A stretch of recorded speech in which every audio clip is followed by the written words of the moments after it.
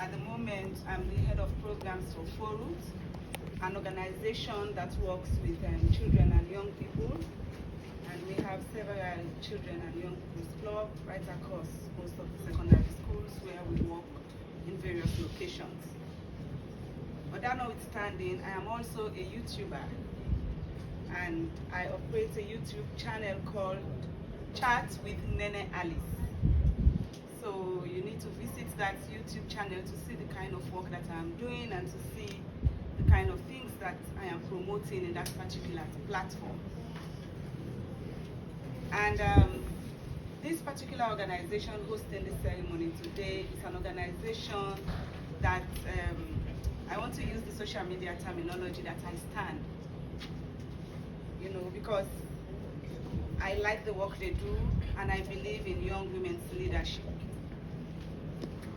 And I want us to go through a particular process. So if you're a young woman in this hall and the men too can join us, just close your eyes for a while and imagine a new Sierra Leone. A new Sierra Leone created by bold young women coming together to decide their own future and shaping the decisions that affect not only their lives, but their communities, their societies, and the world. Close your eyes and imagine.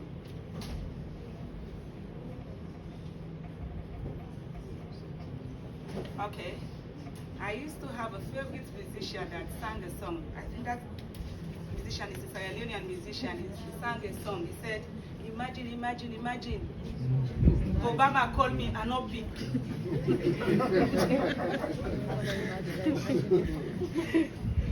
Anytime I listen to that song, it motivates me. For me, sitting in a particular corner and Madam Bio calls me and I say, I'm too busy to, respond to your call, or I'll talk to you some other time. But that's not what we are talking about here. What we are talking about here is to encourage young women to know that we have so many possibilities ahead of us. We have so many things that we can do to change Sierra Leone. Okay? And one of the things we can do at this particular moment is by registering, particularly if you have reached the age of 18 or you'll be 18 by the next election, to go out and register so that we can be part of the decision-making process. I want to encourage all of you, don't give up, just go and register, okay?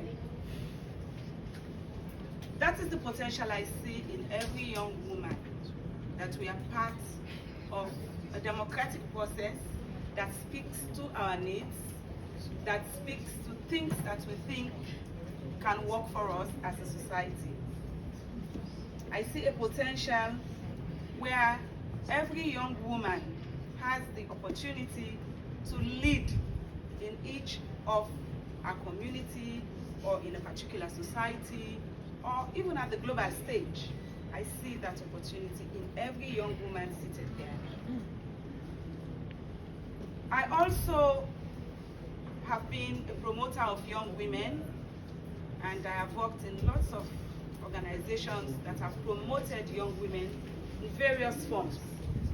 And I know how much I have benefited from that, even growing up as a young girl. And I know how that has shaped my thinking, shapes the way I do things, and even shapes the career that I am in today.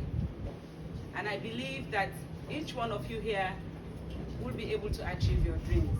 Possible. I believe that if we strengthen women's leadership, we'll be able to have a sustainable and resilient women's movement that will have long-term social transformation, particularly in this country, Sierra Leone.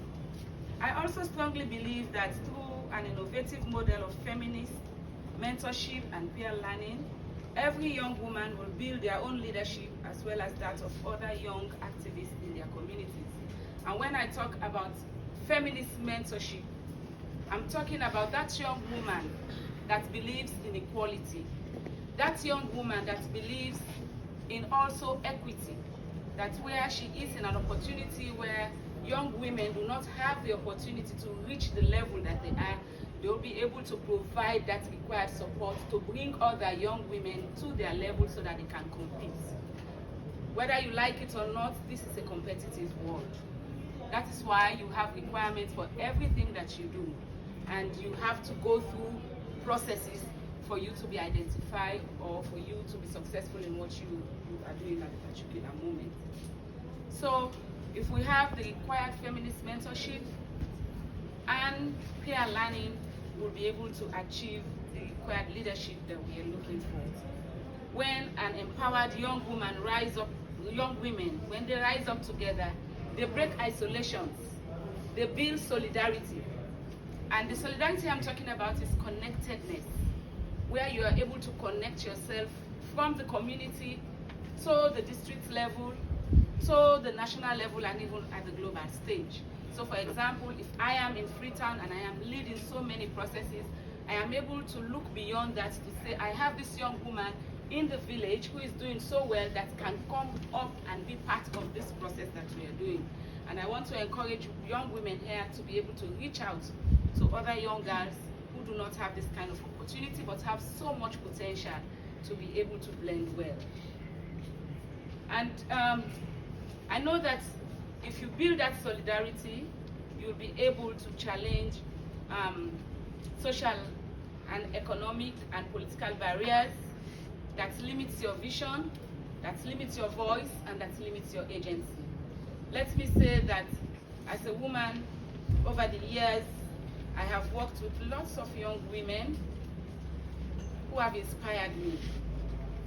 Even though I'm getting old now, but I have worked with lots of young women that have inspired me. And I have seen these women through worst, through best, and through hardest conditions. And they have the courage, the confidence, and the willingness to fight. And that has kept them going. If we rise together as young women, working for the rights of women and girls, we'll help to realize a better future for all of us, and even for our young women as well.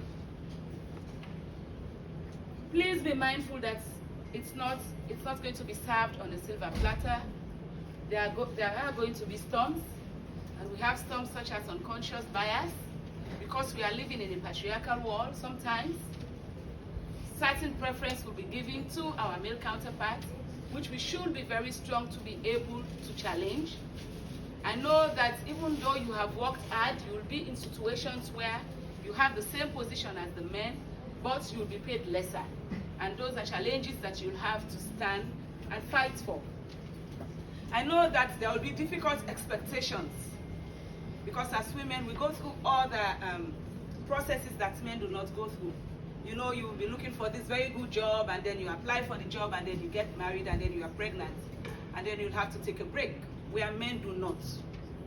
So your expectations, there are going to be difficult expectations from you, and so sometimes you have to work extremely harder in this competitive world. You know, Samuel said, you cannot, you should not always be have your data to say, I want to be like Angelina Jolie. Angelina Jolie has gone through a lot to be able to be successful, to be in the position that she is at this moment. And for you to be admiring her, it means you have to also understand her story. All of us have stories to tell, particularly as women. We also are in a world where we can be faced with sexual and gender-based harassment.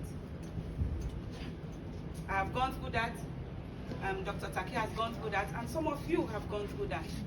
But those are the challenges that we are going to be faced with, and we should be very strong to stand and challenge some of those challenges. And also, we live in societies where we do not have enough sponsors and mentors. We do not have enough role models. We do not have people that we think we want to copy from.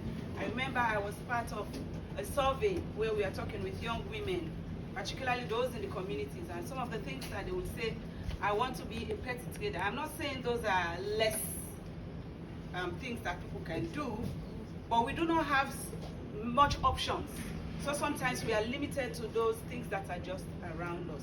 People will say, I want to be goldsmith, and I want to be an apprentice, and all of that. And those were words coming from young people when we have other options to say, well, I want to be the president of this country, I want to be a very powerful politician, or I want to be a medical doctor or an engineer, you know. But because we do not have very much of those examples, sometimes we are in a very difficult situation. So in spite of all what I have said, don't be discouraged, don't give up. I want to assure every young woman here that the future is yours. The future is yours. Don't relent and don't give up. She must lead. She must lead. And I challenge every one of you to be a leader. Thank you.